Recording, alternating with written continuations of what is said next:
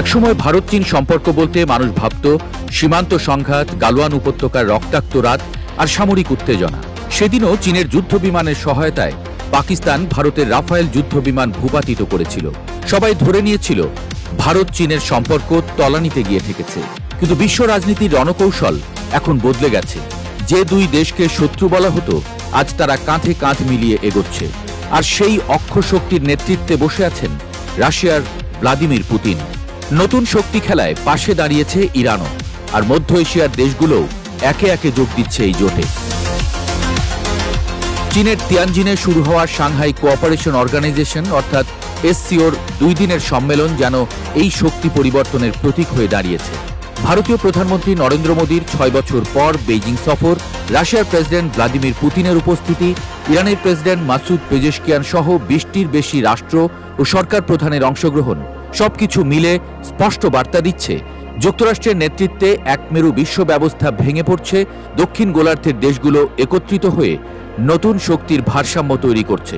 ইরানের নতুন হামলার ছককষা ইসরায়েল গংদেরও এবার চিন্তাভাবনা করেই এগোতে হবে, কারণ পূর্বপাড়ার জোটবদ্ধ সামর্থ্যের কাছে তাদের হুমকি ধামকি একদমই শিশু সুলভ শোনায়। তাই ইরানও আছে এখন খোশ মেজাজে। ট্রাম্প প্রশাসন ভারতের উপর 50% শুল্ক বসিয়ে ভেবেছিল দিল্লি হয়তো হাঁটু গেড়ে বসবে। চীনের উপর অর্থনৈতিক চাপ দিয়ে তারা ধারণা করেছিল বেইজিং বৈশ্বিক বাণিজ্য যুদ্ধে কোণঠাসা হয়ে পড়বে। কিন্তু দৃশ্যপট ঠিক উল্টো।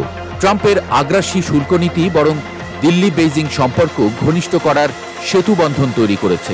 আজ ভারত পশ্চিমাদের দিকে পিঠ ফিরিয়ে শক্তি জোটে নিজের অবস্থান পোক্ত করছে। বিশ্বের রাজনৈতিক মঞ্চে যুক্তরাষ্ট্রের নীতিগুলো ক্রমেই অকার্যকর প্রমাণিত হচ্ছে।